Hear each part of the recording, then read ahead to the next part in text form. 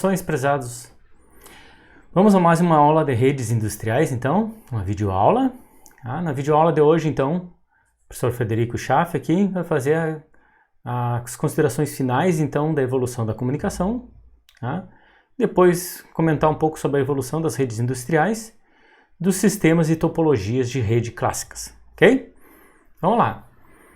No último vídeo, então, a gente parou na evolução da comunicação no rádio.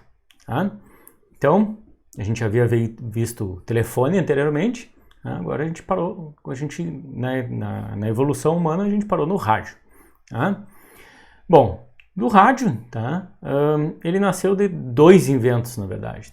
Um do Nikola Tesla, que inventa a comunicação sem fio, ele coloca patente sobre isso,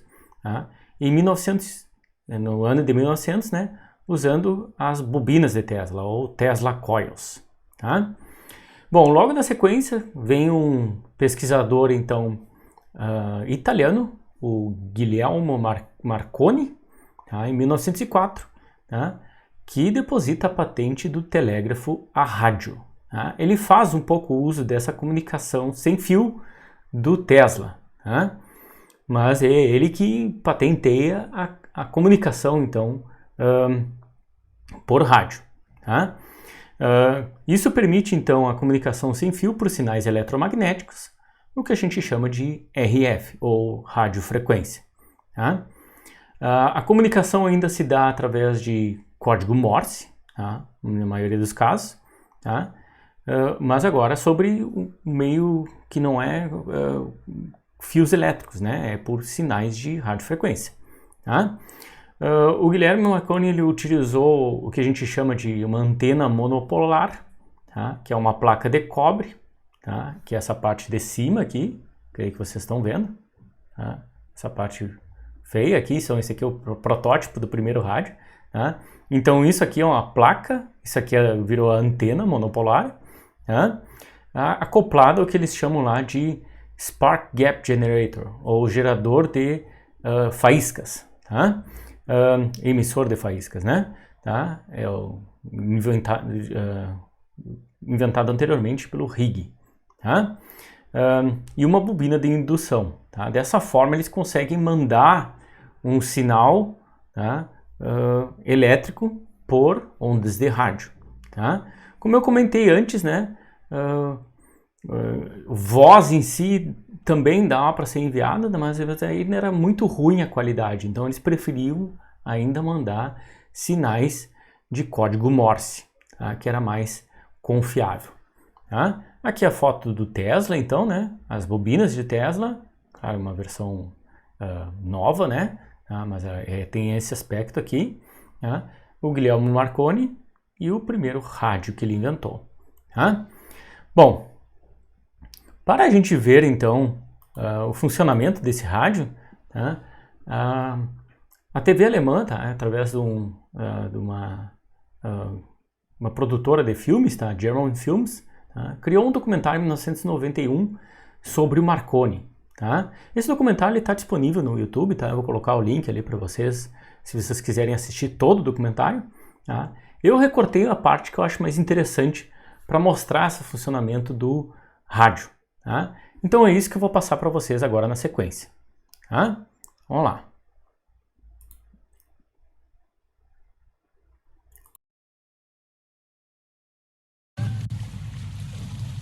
This was the only way a ship in distress could communicate before Marconi came on the scene in the late 19th century.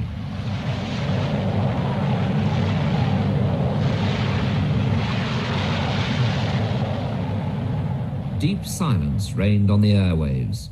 The only way to summon urgent assistance was by cable, but the cable was on the seabed, physically connected to the telegraph exchanges. Messages were transmitted by Morse code.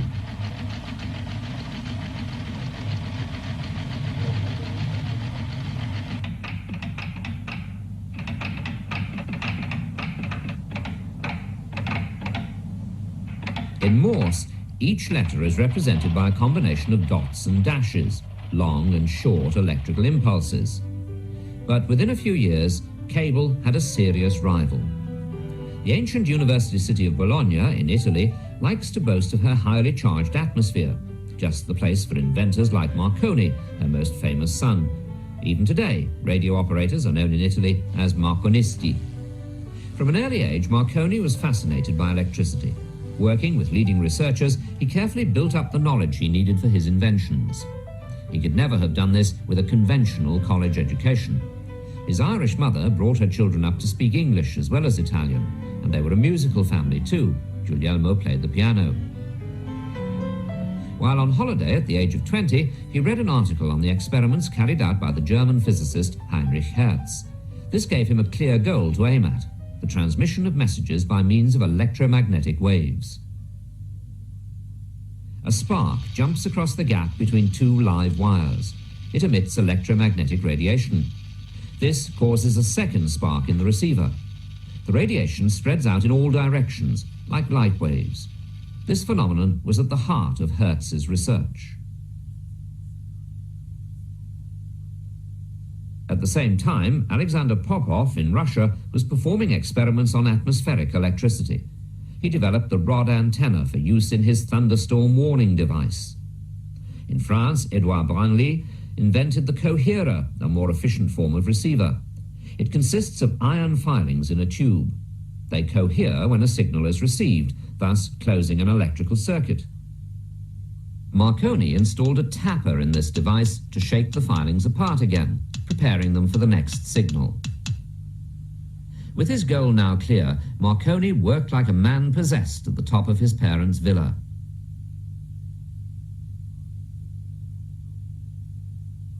His father thought it all a lot of nonsense, a waste of time, but his mother believed in him and even brought his meals to the laboratory. After 2 years, he managed to get an electric bell to ring from a distance of 9 meters, and using a metal sheet antenna, succeeded in transmitting Morse code signals. The metal sheet was soon replaced by a wire antenna, which he set up in the garden. This enabled him to transmit across greater distances using longer wavelengths. When he discovered the principle of grounding or earthing, the range jumped to several hundred meters at a stroke. Now, for the first time, he tried to transmit beyond the range of visibility. His brother took a rifle. He was to fire it if he received the signal. An assistant carried the receiver. Off they went, 2.5 kilometers.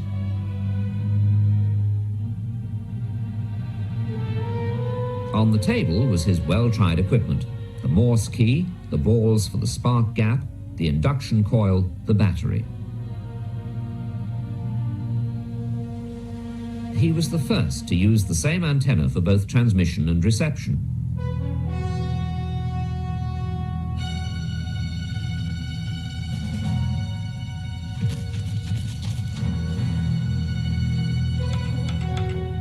He tapped out 3 short impulses with the Morse key.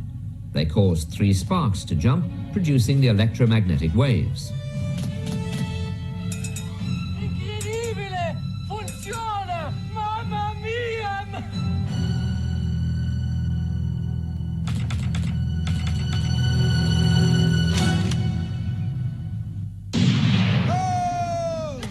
Oh!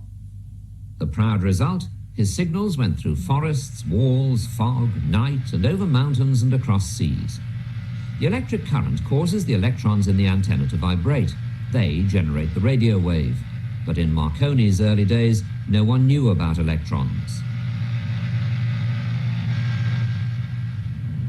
Italy showed little interest in the invention, so Marconi went to Britain. With its enormous navy, Britain might be able to make good use of wireless transmission, he thought. The post office engineers, though skeptical, gave him support. Using antennas suspended from flying kites, Marconi soon achieved a range of 15 kilometers over water and sent the first wireless telegrams.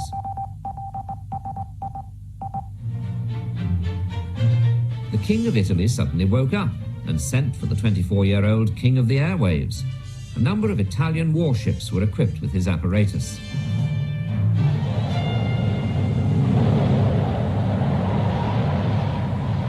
The frequency spectrum was still very broad, but it was adequate for summoning assistance, for example. Word spread that ships with Marconi equipment were safer.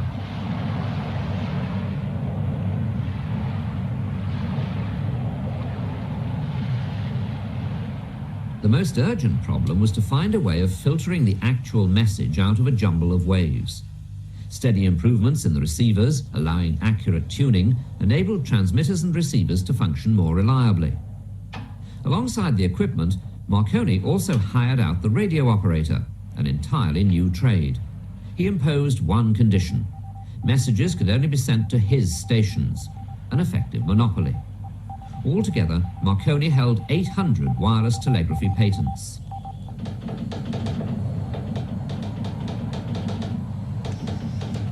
Radio was first used in crime detection when wife murderer Dr. Crippen was arrested on a steamer on his way to America. The wireless signal had got there first.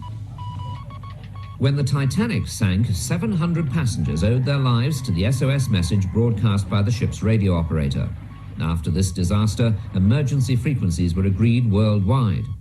Cartoonists showed Marconi bartering for souls with King Neptune. 11 years earlier, Marconi had secretly prepared his attempt to bridge the Atlantic. At Poldhu, on the coast of southwest England, he built the biggest transmitting station yet seen. It took a year to complete, but he told no one what he planned. The antennas were damaged by winter storms, but at 12:30 one December day in 1901, he reported the weak reception of signals from 3,200 kilometers across the Atlantic. Alle 12:30, ecco giungere al mio orecchio debolmente i segnali che venivano lanciati nello spazio dalla stazione di Poldhu sull'altra sponda dell'oceano. His diary listed only the frequencies and, hardly legible, the times of reception. The sober record of a sensational feat by which he proved those scientists wrong who maintained that the radio waves would go off into space in a straight line. But long waves, with a wavelength of between 1,000 and 10,000 meters, go no higher than the ionosphere. The Earth's conductivity means they follow the curvature of the globe.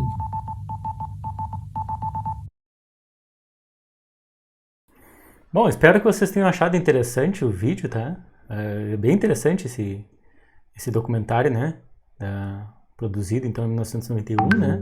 Tem informações bem confiáveis aí, ok? Vamos lá. Seguindo. Então, características do telégrafo rádio. Tá? Qual é a informação que trafega? São os sinais de radiofrequência, tá? Que são ondas eletromagnéticas, geralmente de amplitude fixa e largura variável, de acordo com o chaveamento do interruptor. A ideia do código Morse, né? Qual é a distância? Tá? Depende da potência de transmissão e, obviamente, da sensibilidade das antenas. Tá? Qual é o funcionamento? Então, há o chaveamento do interruptor que provoca sinais sonoros, tá? Esse do código Morse. Ok? E possibilita diversas possibilidades de mecanização para facilitar a codificação, assim como qualquer elemento do código Morse. Ok? Bom, outros avanços, tá? Depois em cima da modulação de radiofrequência. Tá? Então, Reginald Fessenden, em 1906, tá, inventou o que eles chamaram lá de modulação de amplitude. Tá? Isso você já deve ter ouvido falar, né? Você sintoniza um rádio num carro, tá? Tem ondas AM, né? Rádio AM, né? AM é Amplitude Modulation em inglês, então modulação em amplitude. Tá? Aqui está o retrato então do Fessenden, tá? O primeiro modulador AM, tá? E aqui como é que a técnica funciona. Tá? A técnica é bem simples, na verdade. Tá? O que a gente tem? A gente tem uma onda portadora, geralmente de maior frequência, tá? Uma onda que transmite, que vai ser usada para a onda, então, com o sinal, né? Tá? Que está representada aqui em vermelho. Tá? Vocês podem ver aqui que a amplitude está variando, né? A frequência também. Tá? E o que acontece? Quando a gente faz a modulação em amplitude, tá? Então é praticamente uma multiplicação desse aqui por esse, né? Então a amplitude dessa onda aqui altera a amplitude da onda portadora. Então vocês têm exatamente isso aqui. Isso aqui que é transmitido, então. Tá? Vocês podem ver que o que é transmitido tem muito maior frequência do que o sinal de informação, né? Bom, isso facilita também a transmissão a longa distância, né? Então, essas técnicas de modulação têm justamente esse propósito, né? Tá? Então, alterar a frequência também, né? Para transmissão a distâncias maiores. Tá? Então, essa é a técnica do AM. Tá? Em 1973, tá? Edwin Armstrong, tá? Inventou a modulação em frequência. Tá? Diferente do AM, que modula em amplitude, esse modula em frequência. É um pouco menos visível essa técnica, tá? Mas é fácil de ver também, tá? Basta perceber. Tá? Então, se a gente tem aqui uma onda portadora com a frequência alta, uma onda com um sinal a ser enviado, tá? E a onda, então, que envia o sinal em radiofrequência com a técnica de modulação FM, a Frequency Modulation. Tá aqui, né? Vocês podem ver que a frequência aqui é que é alterada, não a amplitude. Então, a amplitude aqui está fixa e o que altera aqui é a frequência, de acordo com que sinal a ser enviado. Tá? Aqui é a foto do Fessenden, do Armstrong, tá? E aqui o primeiro protótipo do modulador em frequência. Tá? Aqui uma comparação dos sinais de AM e FM de acordo com o sinal a ser enviado. Então o sinal a ser enviado está em azul aqui, representado em azul. A onda portadora é exatamente a mesma, tanto para AM quanto FM, essa em vermelho aqui, frequência maior, como eu comentei. Tá? E aqui os resultados das modulações. Então, este sinal aqui, com essa portadora, com a AM, fica dessa forma. Vocês podem ver que acompanha a amplitude do de cima, né? Tá? Já em FM, não acompanha a amplitude, o que varia é a frequência. Então, quando a onda está lá em cima, a frequência é mais alta. Ó, dá para ver isso claramente aqui. Tá? Então, essas são as técnicas, né, de AM e FM. FM é um pouco menos suscetível à perda da informação por atenuação, tá? Já que a amplitude é sempre igual. Tá? E tem o que a gente chama de melhor rejeição ao ruído. Tá? Tanto para transmissão em meios elétricos quanto em eletromagnéticos, tá? Geralmente a gente tem interferências. Tá?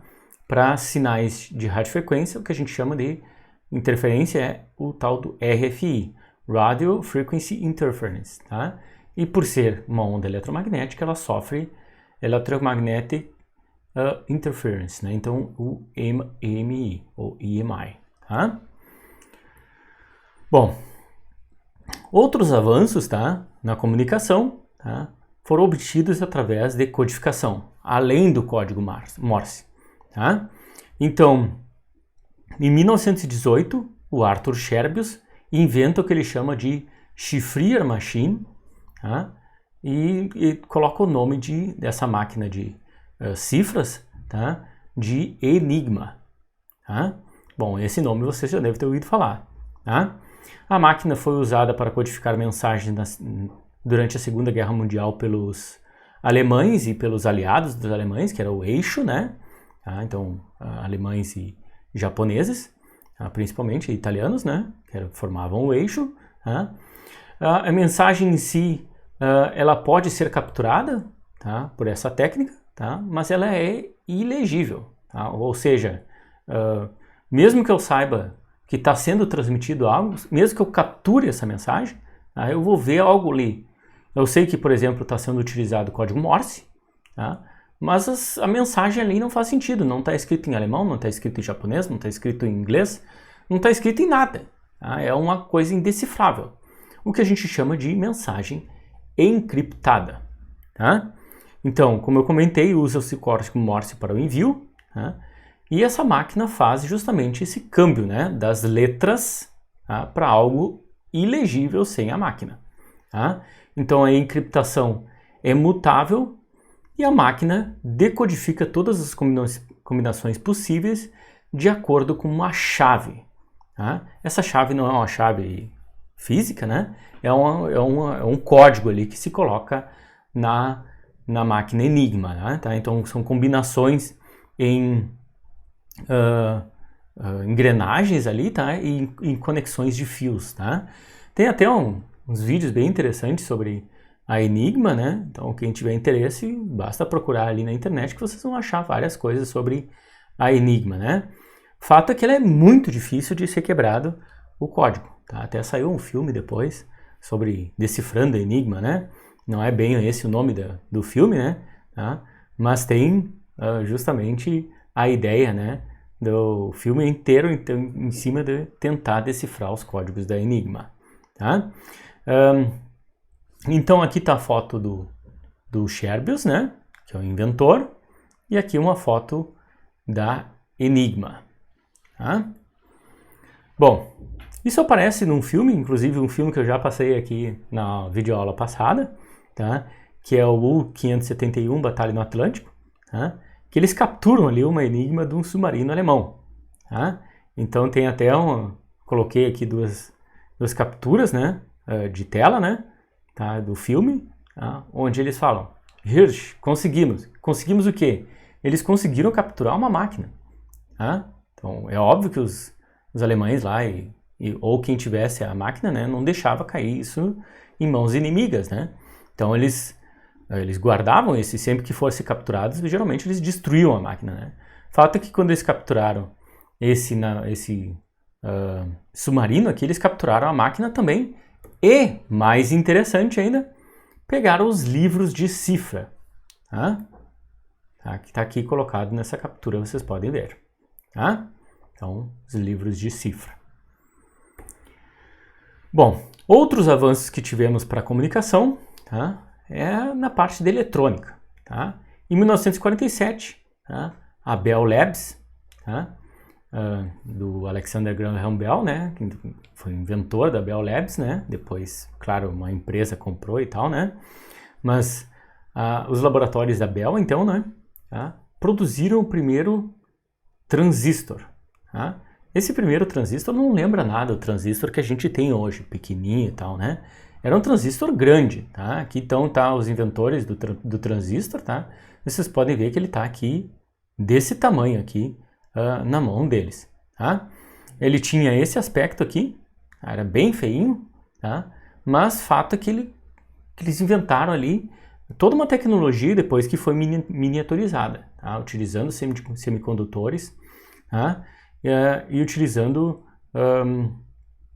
sistemas para produzir, então, uma chave, né, eletrônica. Tá? Então, toda a gama da eletrônica aí foi criada em cima do transistor.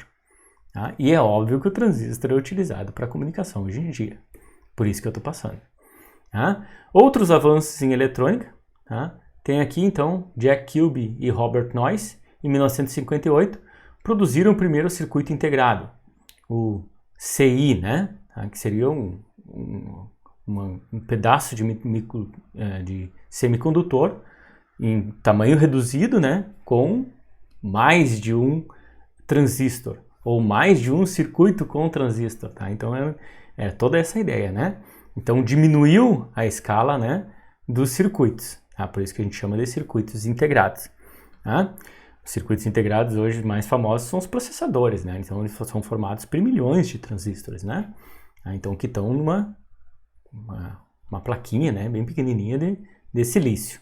Tá? Aqui está o Robert Noyce e o Jack Kilby, então, né? Tá?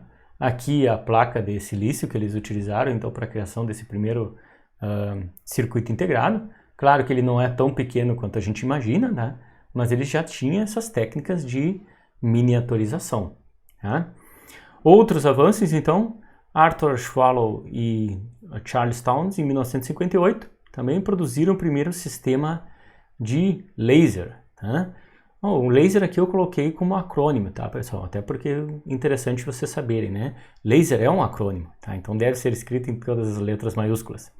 Laser é Light Amplification by Stimulated Emission of Radiation. Tá? Então é um acrônimo para isso aí. Tá? E laser é utilizado na comunicação. Tá? Então interessante vocês saberem aí que esse avanço, então, da invenção do laser também possibilitou melhoras na comunicação. Tá? Outros avanços em eletrônica.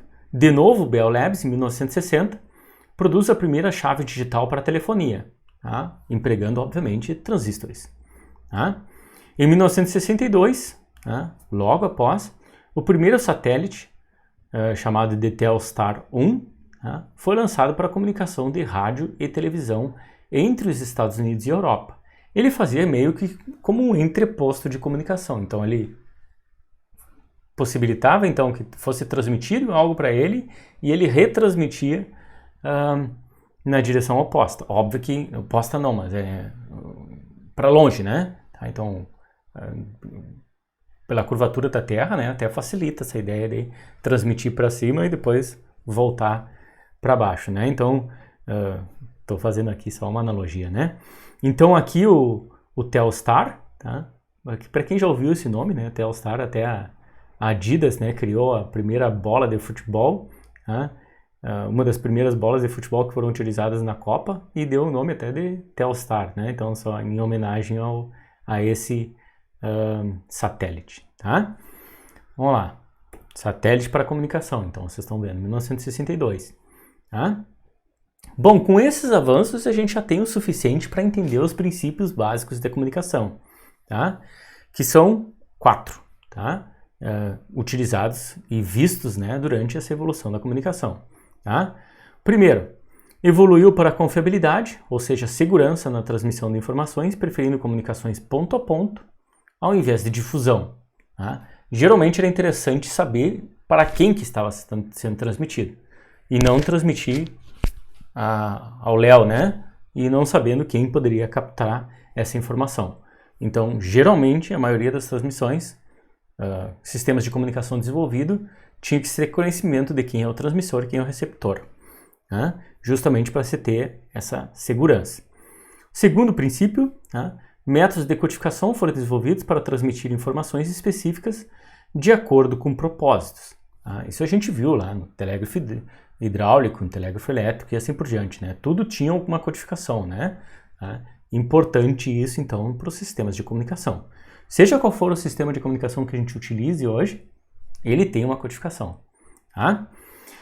3. Foram feitas distinções entre a mensagem e a maneira de controlar a comunicação. Isso é um princípio básico, tá, da comunicação e bastante importante. Lembra que eu falei do telégrafo hidráulico ou telégrafo de polígonos ou até os faróis sinalizadores? Tá? Sempre se tinha um sistema de sinalizar alguma coisa. Ó, eu levantei aqui a minha tocha, tá? Eu estou dizendo que agora eu vou sinalizar alguma coisa. Tá? Ou eu baixei a minha tocha, ou liguei o fogo, alguma coisa assim. Tá? Agora eu vou mandar alguma coisa. Isso é diferente do que eu vou mandar especificamente. Tá? Isso é só uma mensagem, uma sinalização dizendo vou mandar alguma coisa. E aí depois manda. Tá? Então, esse vou mandar alguma coisa é uma comunicação já, né? Mas ela não é a mensagem em si. Tá? Então, tem diferenças de uma para outra.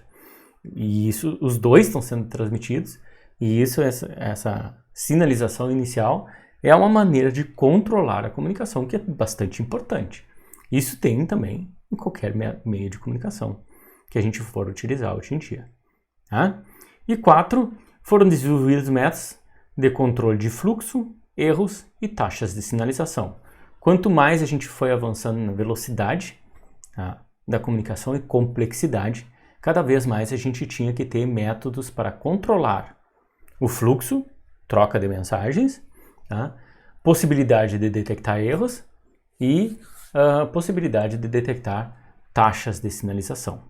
Ok? Esses são os 4 princípios básicos da comunicação. Tá? Vamos adiante.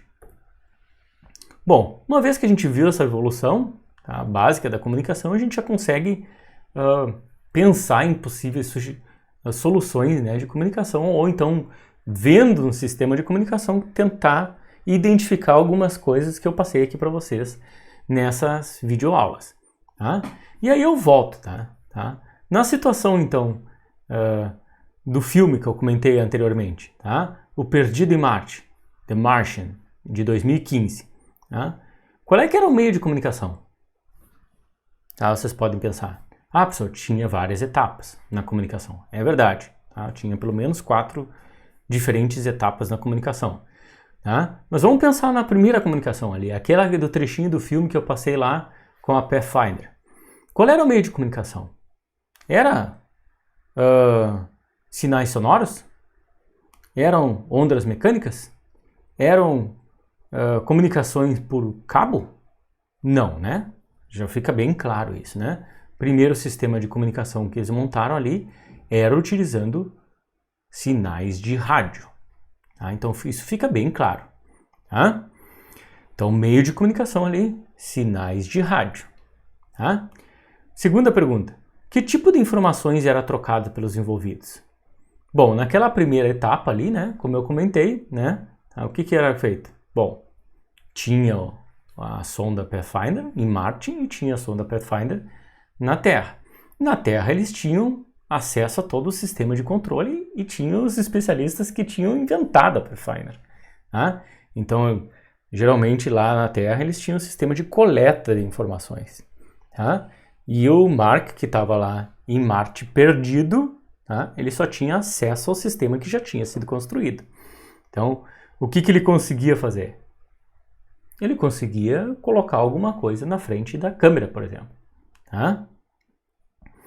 E aí o pessoal da Terra conseguia tirar foto dessas situações que eram colocadas na frente da câmera. Tá? E aí eles perceberam, opa, a única coisa que a gente pode fazer aqui pelo Mark é girar a câmera. E aí o Mark também percebeu isso e colocou lá plaquinhas em pontos diferentes, né? Na circunferência, né? Para dizer sim ou não, né? A primeira pergunta que ele tinha feito ali é: vocês estão recebendo? Sim ou não? E aí ele girava a câmera, apontava a câmera para alguma coisa para dizer se estava ouvindo ou não. Bom, agora na sequência eu vou passar um trechinho do filme que mostra isso. Tá? Bom, se o YouTube cortar, tá? Depois eu posso comentar pelo menos em capturas para vocês. Tá? Então agora na sequência vamos ver o trechinho do filme onde mostra essa situação que eu comentei para vocês. Vamos lá.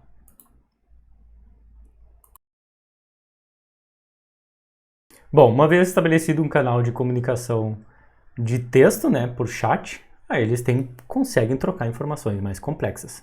Tá? Vamos lá. Bom, outra pergunta que eu tenho nessa questão de identificação, né, de sistemas de comunicação, tem um outro filme, né, que eu comentei para vocês, o A Chegada, Arrival, né, de 2016. Esse é um filme mais ficção científica, né, mais ainda do que o Perdido em Marte, onde tem comunicação com extraterrestres. Né? E aí a gente vê, opa, mudou o meio de comunicação. Tá? No filme tem isso, inclusive. Tá? Os extraterrestres utilizam aqueles símbolos projetados numa tela.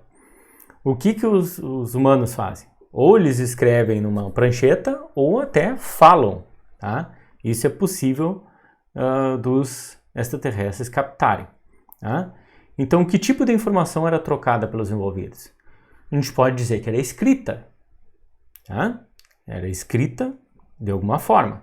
O fato é o seguinte, nenhum nem outro entendia a escrita um do outro. Tá? Então, parte interessante desse filme é justamente há todo um processo de tentar construir um ensinamento, né, da língua, tanto dos humanos para os extraterrestres, quanto dos extraterrestres para os humanos, para que se possa trocar informações. Tá? Isso é muito mais complexo do que uma comunicação entre humanos, onde a gente sabe exatamente como é que é a codificação e do outro lado a gente faz a decodificação. Quando a gente não sabe, aí que está a jogada. Tem que trabalhar em cima, né? Tem que fazer um processo de identificação. Tá? No filme lá tem isso, inclusive, ó. Esta aqui é a comunicação dos extraterrestres com os humanos. Eles veem esses símbolos aí, círculos. Tá? E nesse pedaço do filme aí tem inclusive eles. Se os humanos se identificam, né? Dizem, o meu nome é tal e o meu nome é tal. E aí, logo na sequência, tem uma comunicação dos extraterrestres. Tá? E eles cada um manda um círculo desses aí com esses rabiscos aí, né? E aí eles dizem, opa, já que a gente se apresentou e possivelmente perguntou o nome deles. Eles colocaram uma comunicação. Acredito que isso aí sejam os nomes deles. Tá? É meio lógico isso, né? Pode ser? Pode não ser. Tá? Até no filme tem uma brincadeira, no vídeo passado eu passei para vocês, né? Então, que ela comenta lá que quando ela encontrou primeiro os aborígenes apontaram para um animal assim, e aí os conquistadores, né? O James Cook, que estava na Austrália e na Nova Zelândia, ali onde tinha os aborígenes, né? Perguntou, o que é isso? E os caras lá falaram canguru, né? Depois que eles foram descobrir que canguru não era o nome do bicho, e sim, eu não sei o que você está perguntando. Claro que depois ela comenta, né, que isso aí era só não é verdade, né? Mas é que prova um pouco da ideia de como que é difícil a comunicação quando a gente não sabe o que o outro está utilizando de codificações.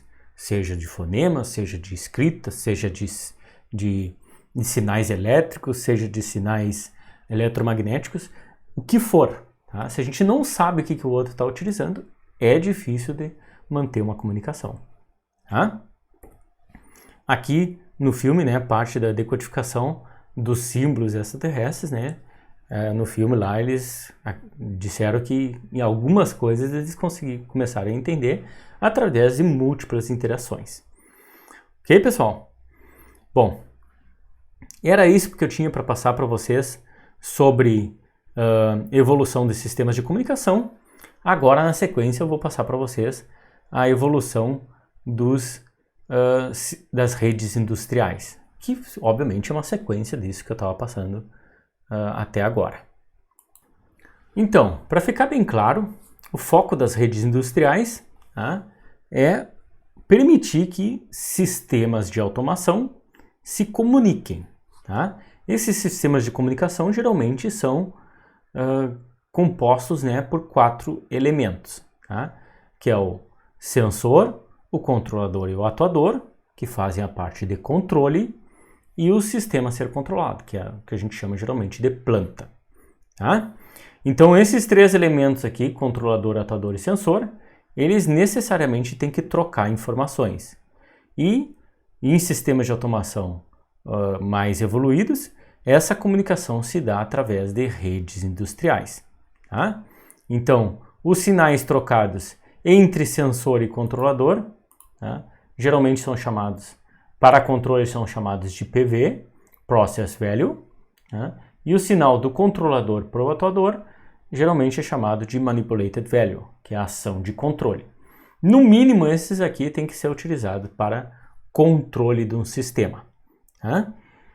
Claro, com o avançar, né, da evolução, não só esses sinais são trocados entre esses sistemas, tem muito mais, né? Diagnóstico, configuração e assim por diante. Tá? Mas fato é que, inicialmente, o objetivo era pelo menos permitir a comunicação aqui do PV e o MV, entre esses 3 elementos. Tá? Então, como é que se dá a evolução das redes industriais? Tá? Partindo de um momento mais genérico, pode-se dizer que os últimos séculos foram dominados por tecnologias diferentes. Tá? O século XVIII, dominado por sistemas mecânicos, o que a gente chama de Revolução Industrial. O século XIX, dominado pelas máquinas a vapor. O século XX, dominado então pela aquisição, processamento e distribuição de informações por sistemas elétricos e eletrônicos. Tá? Já o século XX, né, a gente pode dizer que a tecnologia que domina é o que a gente chama de acesso à informação, onde se tem Internet das Coisas, Internet of Things, né, IoT, tá? E o tema que está bastante na moda hoje em dia, o Indústria 4.0. Claro que a gente está no início do século ainda, né, poucos anos, né, 20 anos, né, mas já tem essa tendência. Tá? Então, no século XX, os sistemas de controle de processos eram dominados pela tecnologia mecânica e por dispositivos analógicos. Não tinha processamento digital ainda, né? A tecnologia de controle pneumático possibilitou o controle de sistemas remotos por um sistema centralizado. Né? Essa tecnologia de centralização do controle ainda é empregado hoje em dia, embora esteja cada vez mais sendo descentralizados. Controladores eletrônicos possibilitaram o controle de sistemas maiores nos anos 50, tá? Com o uso de conversores eletropneumáticos. Aqui está um exemplo de uma planta, então, que tem sinais pneumáticos para atuadores e sensores, convertidos para sinais elétricos, através dos conversores eletropneumáticos, que são esses aqui. Tá? Aqui um exemplo também de uma planta que usa atuadores e sensores pneumáticos, controlados então por um sistema eletrônico. Tá aqui o sistema eletrônico, o controlador lógico programável, e aqui os atuadores e sensores pneumáticos. Tá? Através da conversão aqui, esse controlador eletrônico consegue controlar essa planta. Tá? Ainda com sinais analógicos, tá, pessoal? Também nos anos 50 foram criadas as primeiras redes industriais para sistemas de controle, tá? Que a gente chama de automação. Ali que foi criado o termo, né, de automação. Essas redes eram analógicas, tá? Tecnologia que a gente chama de laço decorrente, tá? Ou malha decorrente, 4 a 20 mA. E ligavam controladores aos seus periféricos e terminais. No início dos anos 60 surgiu o controle digital direto, DDC, né? Direct Digital Control, né? Com o primeiro emprego do computador na indústria. Nos anos 60, computadores ainda eram muito caros, o que proporcionou o advento dos primeiros CLPs, controladores lógicos programáveis, que substituíram os controladores baseados em relés e eram mais baratos, obviamente, que os computadores. Tá? Aqui está o Dick Morley, né? O inventor, então, do primeiro CLP. Tá? Então, em 1968, a Modicon, vinculada a Bedford Associates, produziu para a General Motors, que fazia carros, né? O primeiro CLP. Tá? O primeiro CLP está aqui com o inventor Dick Morley, né? O CLP, então, substituía de forma programável painéis com contatores e relés. Tá? Então, a ligação elétrica aqui de contatores e relés agora não precisava ser feita mais em hardware, era feita em software e programada dentro do CLP. E fazia o mesmo, desempenhava o mesmo trabalho. Só que era reprogramável, né? Isso era a grande vantagem. Tá? E não exigia ligação elétrica, né? Então não exigia hardware, era só software para fazer essa ligação. Tá? O interessante notar aqui, tá, que os diagramas, né, eram exatamente iguais, tá? Tanto do painel com contatores e relés, quanto do programa do CLP. Ok? A notação em letra aqui foi mantida exatamente igual, até para facilitar os desenvolvedores, tá? Do sistema de automação. Também na mesma época do CLP surgiram os primeiros dispositivos e motores com tecnologia discreta, tá? Digital. Por exemplo, as máquinas controladas numericamente, os CNCs primários. Ainda nos anos 60 foram criados os primeiros modems. Modem está para modulador e demodulador. Tá? E o primeiro modem utilizava a tecnologia que a gente chama de FSK. Tá? FSK está para Frequency Shift Keying, em inglês, ou chaveamento codificado de frequência. Tá? Capazes de transmitir dados com taxa de transmissão de 1.200 bits por segundo. Essa velocidade hoje é considerada muito baixa, tá? Mas na época era suficiente, tá? E era um grande avanço tecnológico. Esses modems possibilitaram a criação de redes de comunicação de dados digital no final dos anos 60 e início dos anos 70. Aqui um CNC, só para vocês terem uma ideia do que é isso, tá? Um torno controlado numericamente. Tá? E aqui os primeiros modems. Tá? O modem era essa caixinha aí. Tá? E para comprar sistemas de comunicação para computadores, né? Tá? Eles eram acoplados então à rede telefônica. Tá? Então, os primeiros modems utilizavam a tecnologia FSK. Está aqui o FSK.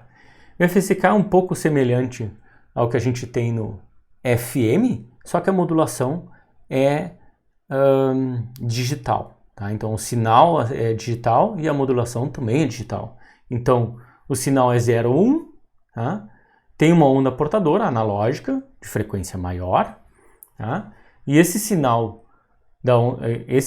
digital modula a onda portadora com duas possibilidades de codificação: frequência mais alta, frequência mais baixa, sinalizando justamente o 1 e o 0. Geralmente frequência alta para 1, frequência baixa para o 0. Pode ser o inverso? Pode ser o inverso, não tem problema nenhum. Tá? Assim como a gente pode ter 5 volts para sinalização do 1 e 0 volts para sinalização do 0, a gente pode ter o inverso também, se for o caso. Tá? Não é muito comum, geralmente se escolhe uma notação, né? Mas qualquer um dos dois é válido. Então aqui o FSK. A primeira forma de automação fabril, não somente de elementos separados, apareceu com o advento de sistemas de manufatura. Em conjunto com a otimização do processo, levou ao uso de computadores para integrar processos de manufatura, o conceito do que a gente chama de Computer Integrated Manufacturing, ou CIM. Na metade dos anos 70, com o uso de redes que empregavam dados digitais, surgiu o sistema de controle computacional distribuído. Tá? Eu acho que ficou invertido aqui os meus slides, tá? Na verdade, na sequência aqui eu queria mostrar o funcionamento de um modem. Talvez vocês nunca tenham ouvido o modem funcionar, né? Muita gente nasceu depois dessa tecnologia, tá? Mas fato é que os primeiros sistemas de comunicação, a primeira navegação da internet, né, comum, utilizava modem, tá? E a linha telefônica. Aqui está um modem para a linha telefônica, então o dial-up modem. Dial-up, então utilizava a linha telefônica. Esse modem aqui, representado nesse vídeo, fazia taxas de transmissão de 56.000 bits por segundo, 56 kbps. Tá? Então vou passar o videozinho aqui na sequência para vocês verem o funcionamento do modem. Tá? Discando o número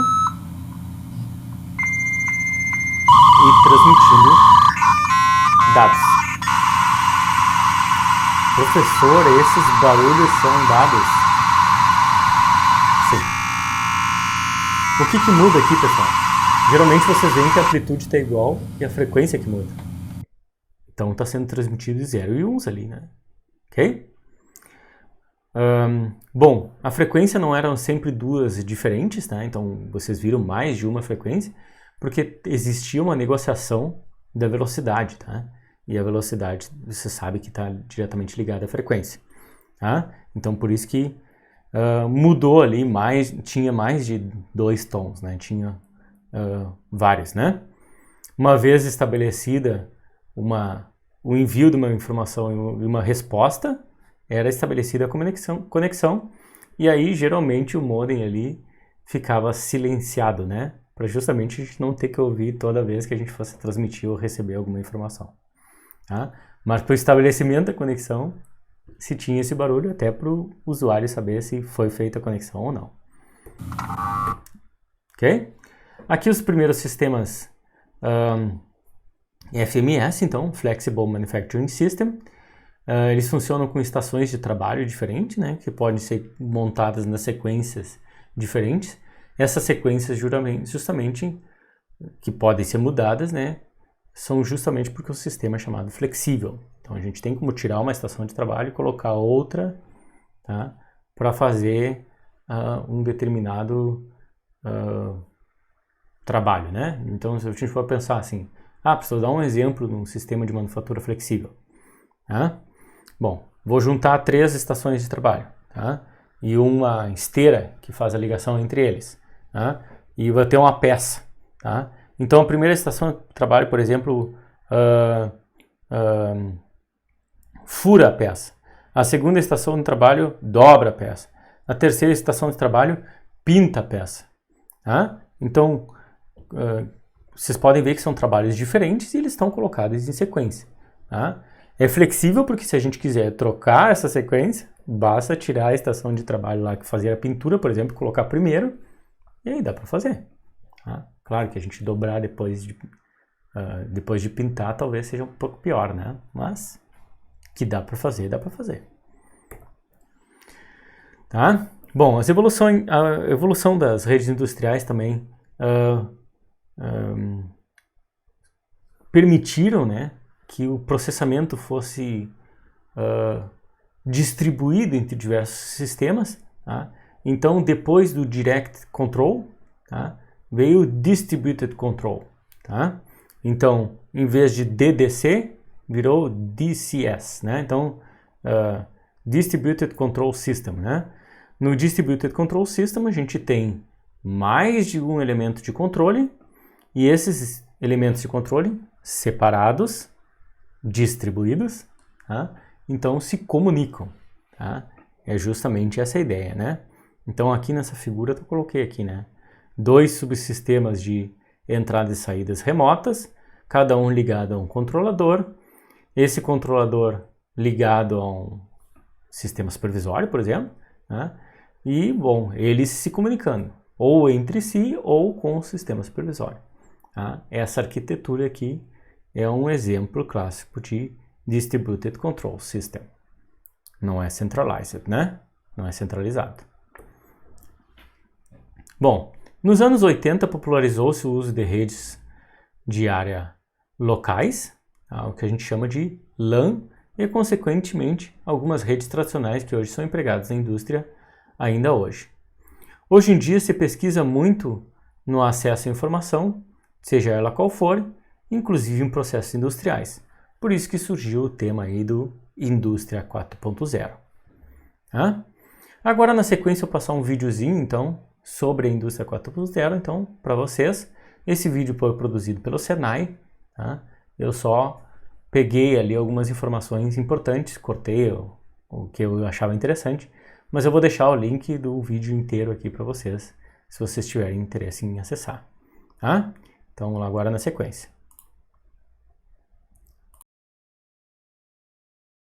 Muito se fala sobre a indústria 4.0, mas o que é?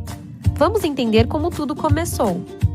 Até 1784, o comércio era movimentado com produtos manufaturados em casa, em escala artesanal. Uma grande parte desses produtos manufaturados eram os tecidos produzidos em tear manual.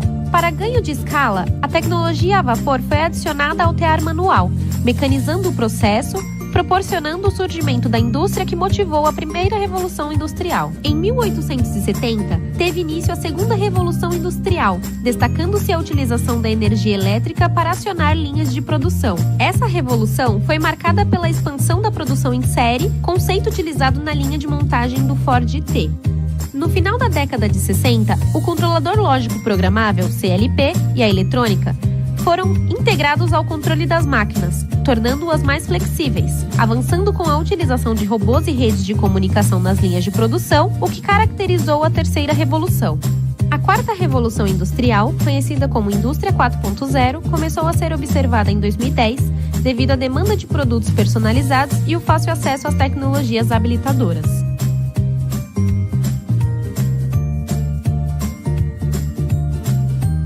Rastreabilidade. Possibilita obter informações sobre o ciclo de vida do produto, desde a criação até o descarte. Visão artificial. Tecnologias ópticas utilizadas em processos de controle de qualidade ou assistência na fabricação. Cloud Computing. Utiliza recursos de computação da internet para realizar o armazenamento e o processamento de grandes conjuntos de dados.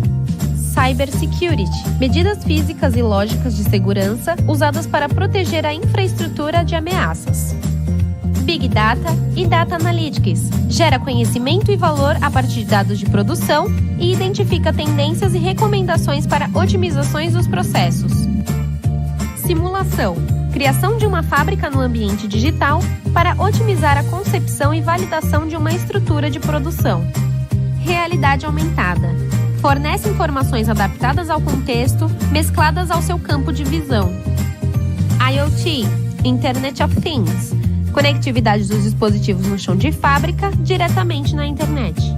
CPS, Cyber Physical System, sistema que combina tecnologias cibernética, mecânica e eletrônica para a melhoria do desempenho de fabricação. Manufatura aditiva. Recria cópia tridimensional de peças e protótipos, viabilizando a produção de peças impossíveis em processos convencionais. Robô colaborativo. Compartilha de forma segura o espaço de trabalho entre operadores e robôs. Manutenção preditiva. Analisa os dados e planeja a manutenção para evitar paradas inesperadas. Com isso, a nova indústria trará benefícios como ganho de produtividade, manufatura enxuta, personalização em escala sem precedentes, redução de custos, transparência nos negócios, aumento da segurança, redução de erros, economia de energia, conservação ambiental, fim do desperdício e aumento da qualidade de vida. Bem-vindo à quarta revolução industrial, o futuro da indústria. Bom, bem interessante o videozinho, né, produzido pelo Senai, tá, sobre a quarta revolução industrial ou indústria 4.0. Também vou deixar disponível para vocês se vocês quiserem. Tá? Aqui então está um gráfico, né, que apresenta então esses dados, né, mencionados no vídeo. Tá? Então vocês veem ali em chamando, né, indústria 1.0, indústria 2.0, indústria 3.0, indústria 4.0, né? E os avanços que teve em cada um dessas etapas, né? Ok? Bem simples, né? Bom, outras coisas interessantes de ser utilizado em redes industriais, que está bem na moda hoje em dia, tá? São smart grids, tá? Então, redes industriais são cruciais para o funcionamento de smart grids, tá? Porque se tem que ter o controle do consumo e da injeção de energia, tem que se ter um monitoramento e tem que se ter a disponibilização em massa, tá, das informações. Tá? Isso é susceptível aos ataques externos, assim a segurança das redes é crucial. Para quem não sabe muito bem o que é smart grids, tá, e por que as redes são importantes redes industriais são importantes nessa tecnologia, eu tenho um pequeno vídeo também para mostrar isso. Vamos ver agora na sequência.